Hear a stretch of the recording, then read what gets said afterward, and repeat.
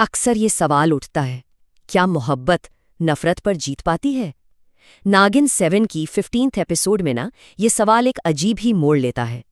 यहाँ एक ऐसी साजिश का जाल बुना गया है जहाँ सिर्फ एक गलत फहमी, बस एक गलत फहमी सब कुछ तबाह कर सकती है। तो चलिए इस धोखे की कहानी को जरा खोल कर देखते हैं। और इस पूरी साजिश का आप समझ लें जो निचोड़ है ना, वो इस एक लाइन में है। नागरानी सिर्फ आर्यमान से नफरत करेंगी, प्यार कभी नहीं। ये कहना है भरानी का। और बस यहीं से उस साजिश की बुनियाद रखी जाती है जिसका एक ही मकसद है, धोखा।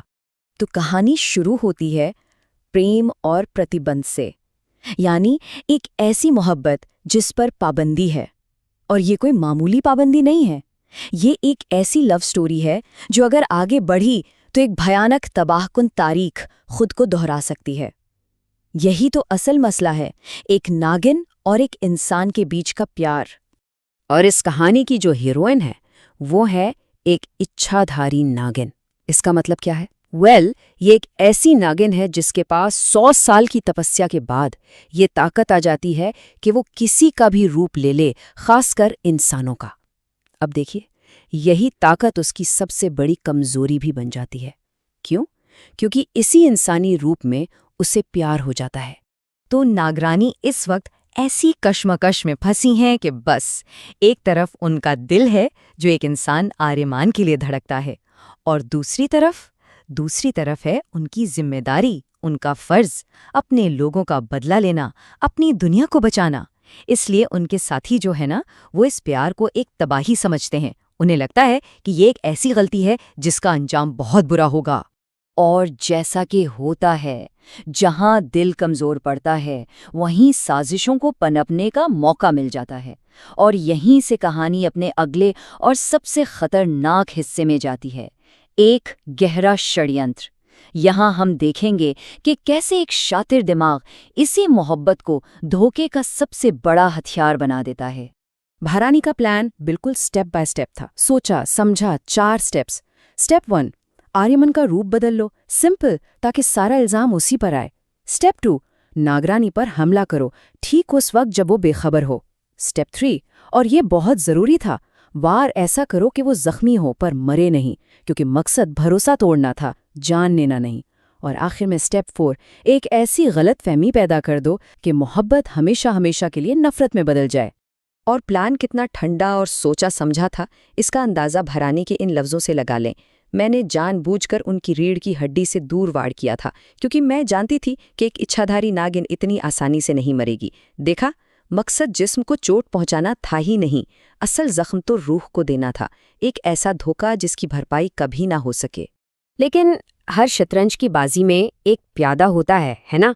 इस कहानी में वो प्यादा है आर्यमान। और अब हम कहानी के उस हिस्से में हैं जिसका नाम है झूठ का जाल।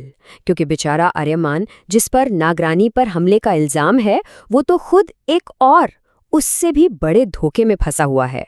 और ये धोखा उसके अपनों ने ही दिया है।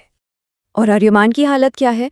वो बस इतना कह पाता है, मुझे याद नहीं पिछले 2 घंटे में क्या हुआ। ज़रा सोचिए इस सिचुएशन को, किसी पर कत्ल की कोशिश का इल्ज़ाम है और उसे पता तक नहीं कि वो उस वक्त था कहाँ। ये सबसे अजीब बात है कि हमें सच पता है लेकिन वो बेचारा बिल्कुल बेखबर है। तो सवाल ये है कि उसकी याददाश्त गई कहाँ? वजह है उसका अपना खानदान। जी हाँ, उन लोगों ने जानबूझकर आर्यमान को नशे में रखा ताकि वो उनके प्लान के बीच ना आ सके। पर प्लान क्या था? वो उससे एक बहुत बहुत बड़ा राज छुपा रहे हैं। राज ये कि सालों पहले उन्हीं लोगों ने नागरानी के पूरे खानदान का कत्ल किया था। तो आर्यमन की याददाश्त का जाना कोई हादसा नहीं था, ये साजिश का एक हिस्सा था। और इतने बड़े, इतने खौफनाक सच को छुपाने के लिए उन्होंने झूठ क्या बोला? बहुत ही आम सा। उन्होंने आर्यमान से कह दिया, तुमने बस ज्यादा पी ली थी, इसलिए कुछ याद नहीं। सोचने वाली बात है कि इतने बड़े गुनाह पर पर्दा डालने के लिए एक कितना छोटा, कितना आसान सा झूठ इस्तेमाल किया गया। तो अब सीन ये है, एक तरफ आर्यमान है जो सच की तलाश में है, और दूसरी तरफ झूठ अपना जहर फैला चुका है। और अब हम आते हैं कहानी के अंजाम की तरफ, प्रतिशोध की प्रतिज्ञा।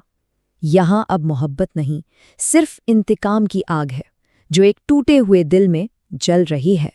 भरानी का प्लान 100% कामयाब रहा। नागरानी को अब पूरा यकीन है कि जिस शख्स से उसने मोहब्बत की उसी ने उसकी जान लेने की कोशिश की, और बस इस एक झूठ ने मोहब्बत को नफरत में बदल दिया। जिससे वो कभी अपना सब कुछ समझती थी, आज वो उसका सबसे बड़ा दुश्मन है। पर क्या ये इतना आसान है, दिल से किसी को निकाल देना? बिल्कुल नहीं। और ये दर्द नागरानी के इन लफ्ज़ों में साफ दिखता है। जिसे आप प्यार करते हैं उससे नफरत करना आसान नहीं होता। इस एक लाइन में उनके अंदर का पूरा तूफान, पूरा दर्द, सब कुछ सिमट गया है। लेकिन कभी-कभी दर्द ही सबसे बड़ी ताकत बनता है, और इसी दर्द से जन्म लेता है एक फैसला, एक कसम, मैं अपना बदला लेकर रहूंगी। बस मोहब्बत अब खत्म, अब सिर्फ एक ही मकसद है, इंतकाम। तो अब आखिर में सवाल बस एक ही है, जब सच और झूठ आमने सामने आएंगे तो कौन जीतेगा, मोहब्बत या इंतकाम? इस एपिसोड ने कहानी को एक ऐसे मोड़ पर लाकर छोड़ा है जहां से आगे का सफर और भी ज्यादा दिलचस्प होने वाला है।